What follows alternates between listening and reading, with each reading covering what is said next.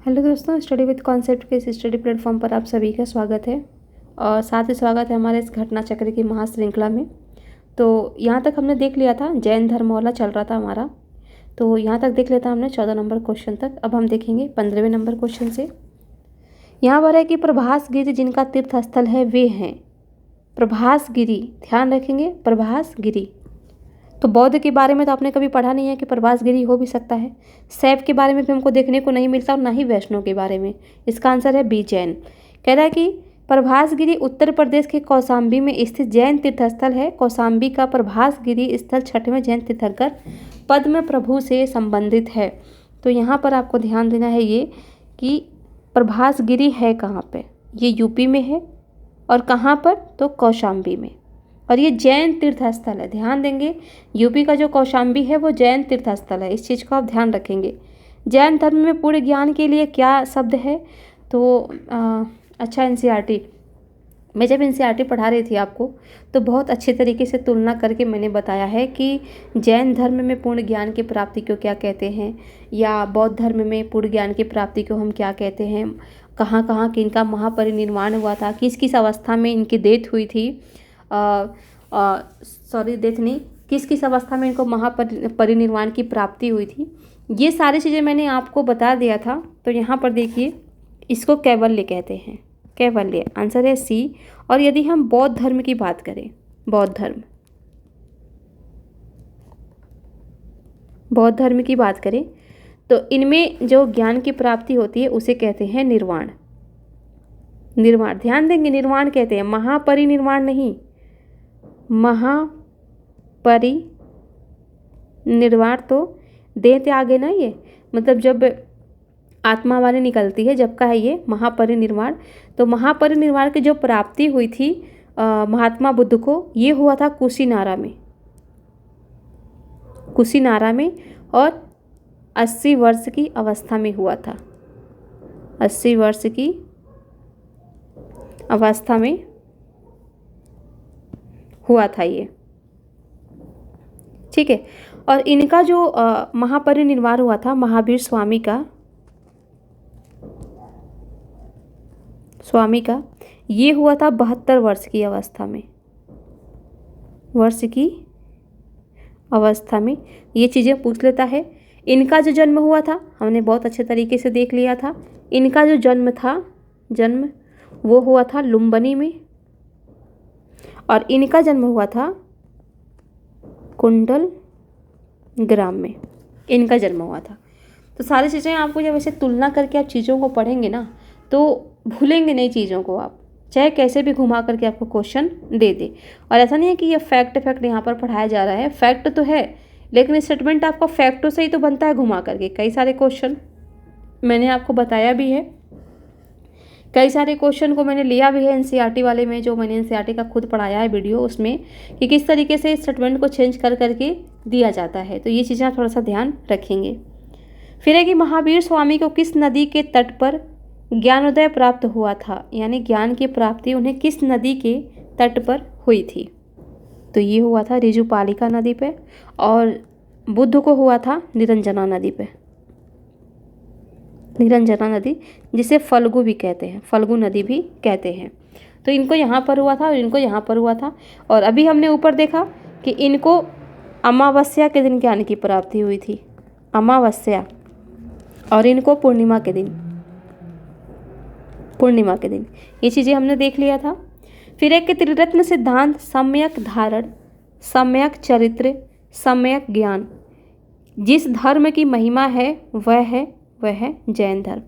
सम्यक ज्ञान, सम्यक चरित्र, सम्यक धारण, ये चीज़ें ध्यान देंगे यहाँ पर। ये 3 मोक्ष के साधन हैं, यहाँ पर बताया गया है कि यही तीनों मोक्ष के साधन हैं। और सम्यक धारण, सम्यक चरित्र, सम्यक ज्ञान, इन तीनों को जैन धर्म में त्रिरत्न की संज्ञा दी गई है, त्रिरत्न की संज्ञा दी गई है यहाँ पर। त्रिरत्न या 3 रत्न जैसे सटीक ज्ञान, सच्ची आस्था, सटीक क्रिया, निम्न में से किससे संबंधित है? बौद्ध, जैन, हिंदू, ईसाई। तो ये है आपका जैन से, यहाँ पर देखिए, ये आपका जैन धर्म से। यहाँ पर सच्ची ज्ञान, सटीक क्रिया, यानी इसमें अगर आपको कह दिया गया कि आपको जो संथारा पद्धति है, संथारा पद्धति है, इनमें देह त्याग को संथारा पद्धति कहते हैं, जिसको अपना करके बेलग्राम की पहाड़ियों पर चंद्रगुप्त मौर्य ने अपना देह त्याग किया था। तो इस संथारा पद्धति में अन्न जल सब कुछ त्याग देते हैं, तो ये नियम है। और जो बुद्ध है ना, वो मध्यम मार्गी हैं, यानी अति भोग आप कर सकते हैं, थोड़ा सा खाना आप खा सकते हैं उसमें, लेकिन इसमें ना बिल्कुल जो सटीक ज्ञान है, सटीक आस्था है, सच्ची आस्था है, सटीक क्रिया है, इस क्रिया को आपको पूरा 100% लॉयल होकर के चीज़ों को करना है। बिल्कुल नहीं आपको खाना, वो चीज़ें यहाँ पर बता रही है। तो इस क्रिया से थोड़ा सा ध्यान रख लेंगे, क्योंकि त्रिरत्न तो आपका बौद्ध धर्म में भी है। बौद्ध संघ, बौद्ध धम्म संघ, ये बौद्ध धर्म के त्रिरत्न है। फिर यहाँ देखिए, अणुवस्त्र का प्रतिपादन किया था। ये देखिए, ये यूपीएससी का क्वेश्चन है। तो अणुवस्त्र का प्रतिपादन किया था जैन धर्म ने। और ये अणुवस्त्र क्या था, जैसे कि दो चीज़ें होती थी, ठीक है। एक तो होता था महात्माओं के लिए, जिसे कहते थे महाव्रत, महाव्रत। ये होता था जैन भिक्षुओं के लिए, जैन भिक्षुओं के लिए। और इसमें क्या होता था कि जो नियम होते थे, जैन धर्म के जो नियम है, नियमों का कठोरतापूर्वक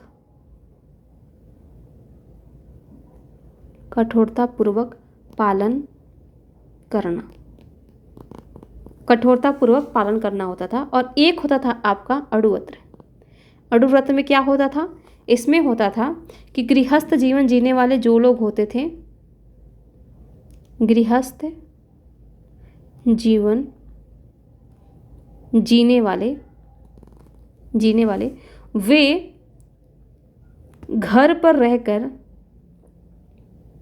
नियमों का पालन कर सकते थे, नियमों का पालन कर सकते थे।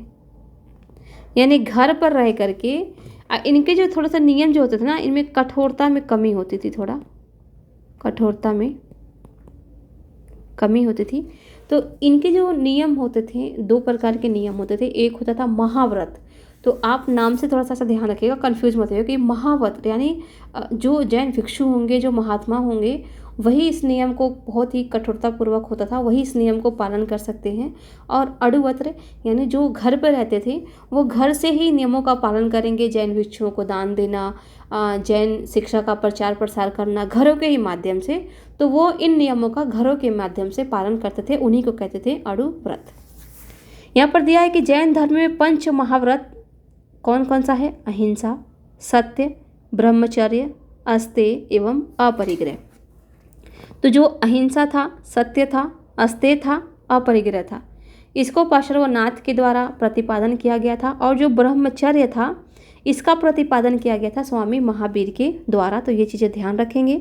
जैन धर्म में गृहस्थों के लिए पंच महाव्रत अणुव्रत के रूप में व्यवहृत हुआ है, क्योंकि संसार में रहने वाले उन महाव्रतों का पूर्णतः। तो देखिए, ये सब आपको पढ़ने की जरूरत नहीं है, बस आपको इतना ध्यान रखना है कि अणुव्रत और महाव्रत में क्या अंतर है।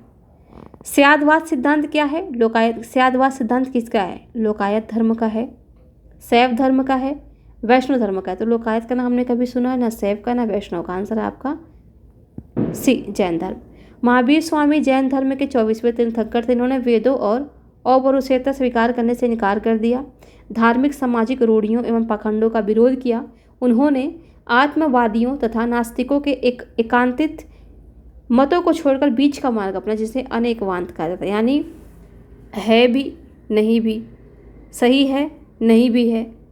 अनेकवांत का मतलब होता है, स्यादवाद का तो ये हो गया, अनेकवांत अथवा स्यादवाद कहा गया है इसी चीज़ को। अनेकवांत का मतलब क्या होता है, इस चीज़ को आप कभी भूलेंगे नहीं। थोड़ा सा आप समझ लीजिए कि मान लीजिए यहाँ पर एक गिलास है, गिलास कैसे बनेगा? ऐसे बनेगा ना, ठीक है, जैसा भी बना हो। मान लीजिए कि एक गिलास है और इस गिलास में आधा पानी है, आधा गिलास पानी है। अब दो व्यक्ति हैं। एक व्यक्ति इसको कहेगा कि इस गिलास जो है वो आधा खाली है, क्या है? गिलास आधा खाली है। वहीं दूसरा व्यक्ति कहेगा कि गिलास आधा भरा है, आधा भरा है। तो जो जैन धर्म का अनेकांतवाद का सिद्धांत है वो यही है कि किसी भी वस्तु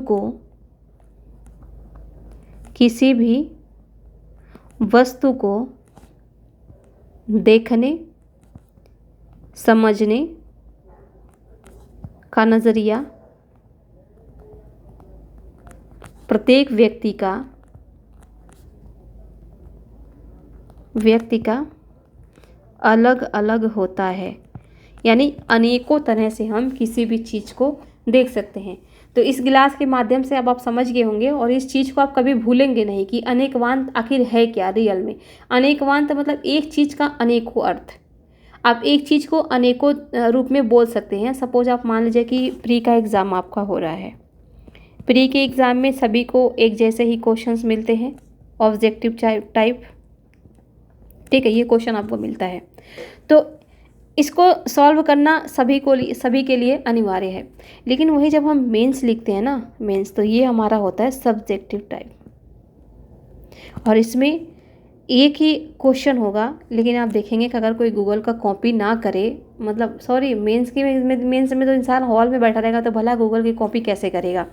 या फिर गूगल के आंसरों को यदि वो रट करके नहीं गया है किसी भी परिभाषा को, तो आप देखेंगे कि किसी भी एक व्यक्ति का परिभाषा मिलेगा नहीं।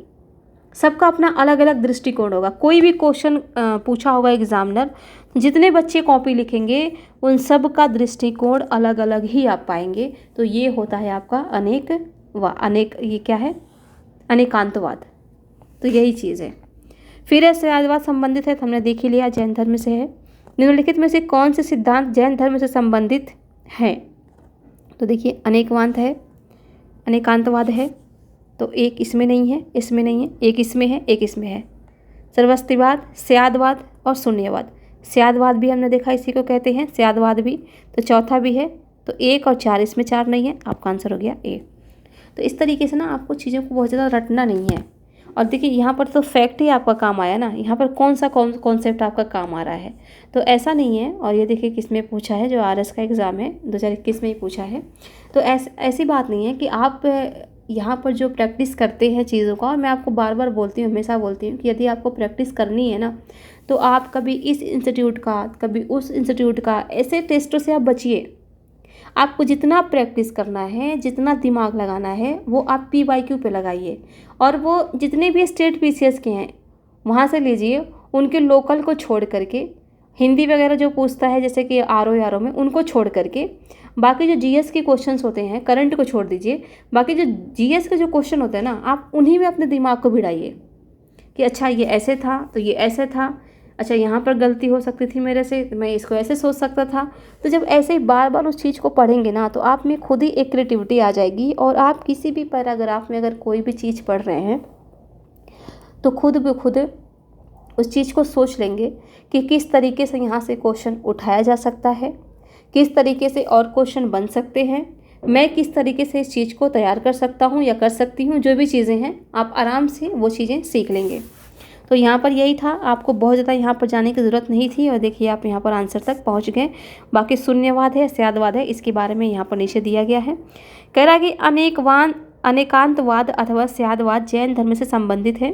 महावीर स्वामी ने आत्मवादियों तथा नास्तिकों के एकांकित मत को छोड़कर बीच का मार्ग अपनाया, जिसे अनेकांतवाद या स्यादवाद कहा गया।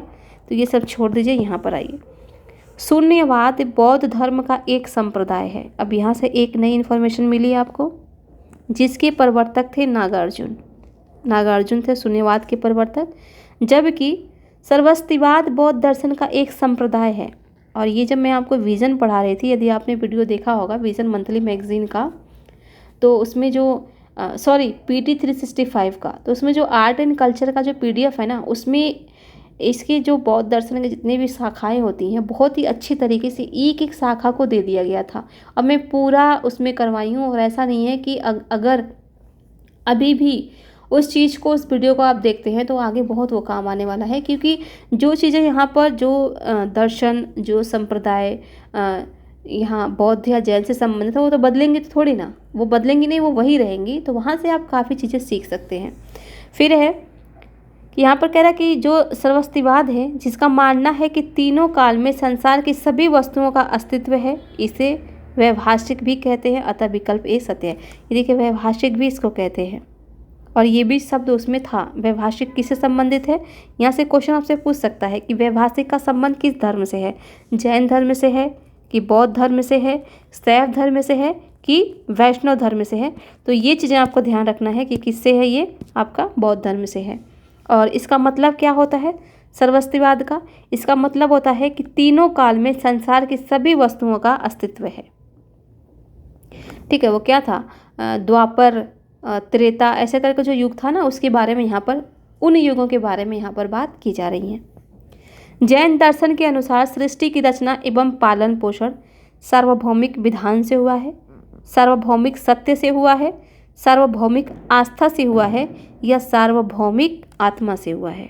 तो देखिए जो जैन धर्म था ना, वो ईश्वर में विश्वास नहीं करता था, ईश्वर में विश्वास नहीं करता था। वो ये नहीं मानते थे कि जो सृष्टि की रचना हुई है वो ईश्वर ने किया है। वो ये मानते थे कि सार्वभौमिक विधान से हुआ है, यानी प्रकृति ही संचालक है सब कुछ, ये प्रकृति को ही मानते थे। तो इसका आंसर है ए। बाकी यहाँ पर तो इसमें कुछ है नहीं एग्जाम की दृष्टि से, इसलिए मैंने इसको छोड़ दिया था। फिर आपका अनेकांतवाद निम्नलिखित में से किसका, तो ये हो ही गया आपका जैन मत का है, जैन मत का ही है, यहाँ पर जैन मत ही था। अगला देखिए, निम्नलिखित में से कौन सा धर्म विश्व विनाशकारी प्रलय की अवधारणा में विश्वास नहीं करता है। कौन है, जैन धर्म ही है। ये विश्व विनाशकारी प्रलय की धारणा में विश्वास नहीं करता। जैन धर्म में ईश्वर की कल्पना नहीं की गई है, उसके अनुसार जगत की सृष्टि नहीं की है। यानी थोड़ा सा यहाँ पर स्टेटमेंट गड़बड़ हो गया है कि जगत की जो रचना है या सृष्टि की जो रचना है वो ईश्वर ने नहीं किया है। यह संसार नित्य शाश्वत है, इसमें किसी समय प्रलय नहीं होता है। जैन धर्म का आधारभूत बिंदु है, क्या है, कर्म, अहिंसा, निष्ठा और विराग। तो इसका अहिंसा है, सभी को पता है। यापनीय किसका एक संप्रदाय है, यापनीय, ये यापनी जो है ना, ये जैन धर्म का संप्रदाय है। यहाँ पर दिया भी है कि यापनी जैन धर्म का एक संप्रदाय था जिसकी उत्पत्ति यद्यपि दिगंबर संप्रदाय से हुई है, तथापि ये कतिपय श्वेतांबर मान्यताओं का भी पालन करते हैं। तो ये आपके लिए इम्पॉर्टेंट फैक्ट है। इसमें देखिए दो स्टेटमेंट आपका बन सकता है यहाँ से। जैसे अगर क्वेश्चन आपका बना ही दे इस तरीके से, पहला बना दे कि यापनीय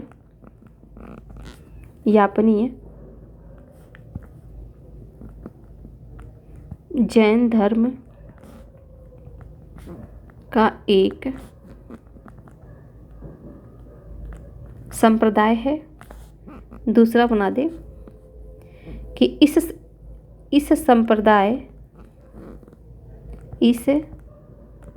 संप्रदाय की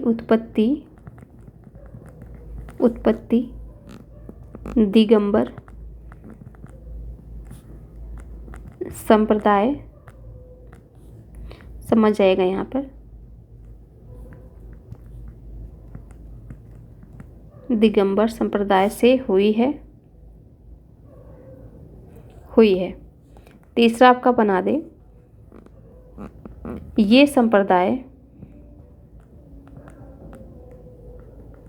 संप्रदाय दिगंबर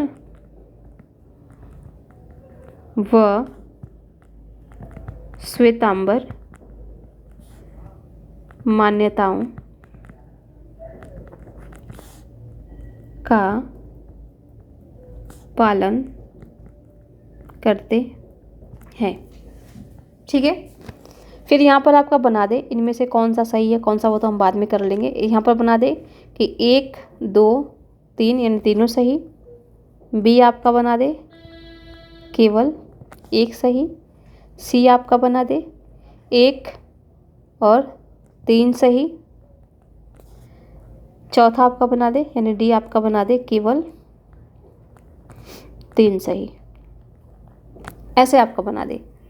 तो आप देखिए, एक तो आपका क्वेश्चन तो यही हो गया, क्योंकि यहाँ पर तो तीनों ही स्टेटमेंट सही हैं आपके, ठीक है। और मान लीजिए कि यहाँ पर पूछ ले उपर्युक्त में से कौन सा सही है।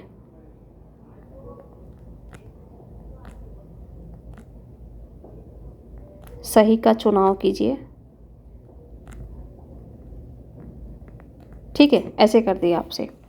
तो ठीक है, एक एंगल से तो आपका तीनों ही सही है, क्योंकि यहाँ पर आपने तीनों को देख लिया। अब मान लीजिए यहाँ पे कि यहाँ पर ला करके कर दे कि ये यापनीय जैन धर्म का एक संप्रदाय है। तो देखिए, एक क्वेश्चन तो आपने देख लिया कि एक क्वेश्चन आपका कैसे बन रहा है। अब यहाँ पर देखिए कितने क्वेश्चन बनेंगे।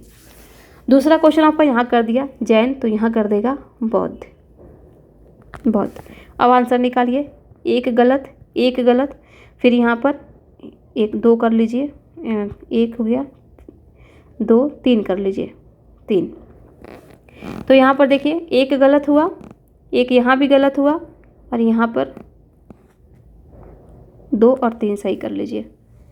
तो आंसर होगा आपका फिर कौन सा, यहाँ पर डी, क्योंकि यहाँ पर तो गलत हो गया, एक तो गलत हुआ हमारा, तो यहाँ पर दो और तीन सही हुआ। दूसरा क्वेश्चन बन गया। अब तीसरे पे आइए।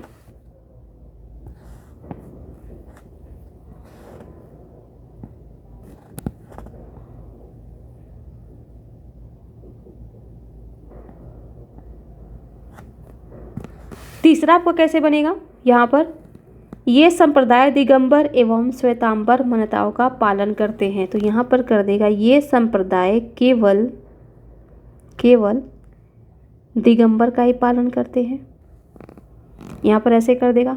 फिर क्या हुआ आपका, एक में बना देगा कि केवल ये श्वेतांबर का पालन करते हैं, या एक कर देगा कि नहीं ये दोनों का पालन नहीं करते हैं, ये दोनों से भिन्न होते हैं, यह एक अलग संप्रदाय है, ऐसे कर देगा, ठीक है। यहाँ बौद्ध की जगह क्या पता है, शैव का कर दे, वैष्णव का कर दे। ऐसे तो क्वेश्चन आपके बनेंगे। कि क्वेश्चन कहाँ से आएगा, क्वेश्चन में से ही क्वेश्चन निकल करके आएगा। तो इन चीज़ों का आपको ध्यान रखना है। फिर कर देगा इस संप्रदाय की उत्पत्ति दिगंबर संप्रदाय से हुई है, तो यहाँ पर कर देगा श्वेतांबर संप्रदाय से हुई है, श्वेतांबर संप्रदाय से हुई है। तो आप क्या कर लेंगे, अगर चीज़ें आपको अच्छे से पता नहीं होंगी तो आप कंफ्यूज जाएंगे, और कंफ्यूज होने के बाद से क्या होगा। और यहाँ से देखिए कितने सारे क्वेश्चन आपके बन गए, यहाँ से कम 5 से 6 क्वेश्चन बनेंगे यदि हम लोग इसको अच्छे से बनाए तो यहीं से आपका घुमा घुमा के क्वेश्चन आएगा। अब ये आपके ऊपर डिपेंड करता है कि आप किस तरीके से चीज़ों को समझ करके पढ़ते हैं या रट करके चले जा रहे हैं।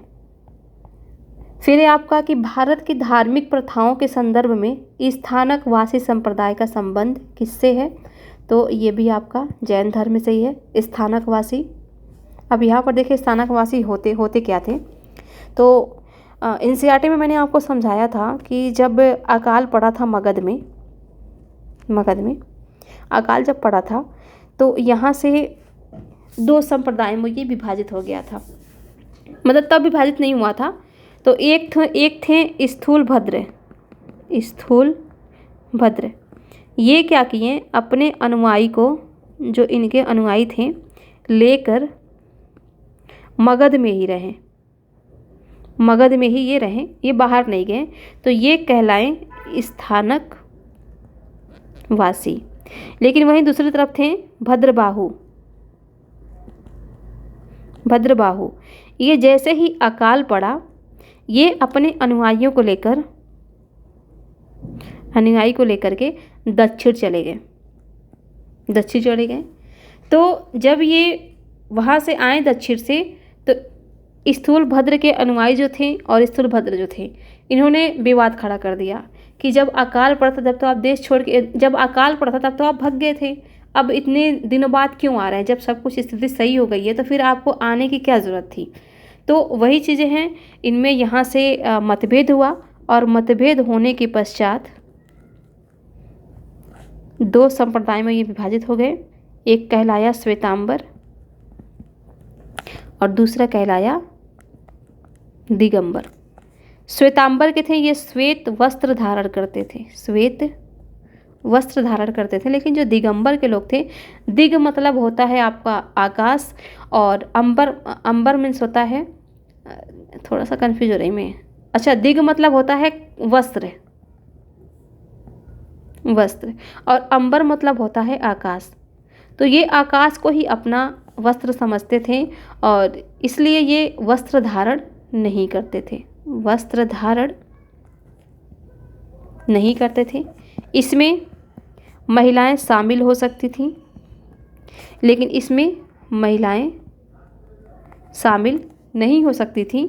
और इनके जो वो थे लीडर थे, जो नेतृत्वकर्ता थे, वो थे स्थूलभद्र, और भद्रबाहु जो थे वो इनके थे, यानी दिगंबर के। तो दिगंबर के भद्रबाहु थे और स्थूलभद्र से वे श्वेतांबर संप्रदाय के थे। तो ये चीज़ें आपको ध्यान रखना है कि स्थानकवासी क्या होते थे। तो जब मगध में अकाल पड़ा था तो स्थूलभद्र अपने अनुयायियों को लेकर के मगध में ही रह गए थे। इन्हें ही कहते थे स्थानकवासी। ठीक है, तो यहाँ पर हो गया आपका 30 क्वेश्चन तक। बाकी हम देखेंगे अगले वीडियो में, क्योंकि वीडियो ये ज़्यादा लंबा हो जाएगा। और इसके साथ साथ हम पॉलिटी का भी करवाएंगे और इकोनॉमी का भी लेकर के आएंगे। तो जितनी भी चीज़ें हैं आपका कोशिश यही रहेगा कि यहाँ पर हो जाए, साइंस वगैरह सब आएगा। तो इसी के साथ इस वीडियो को यहीं समाप्त करते हैं। आप सभी को हमारे साथ बने रहने के लिए बहुत बहुत धन्यवाद।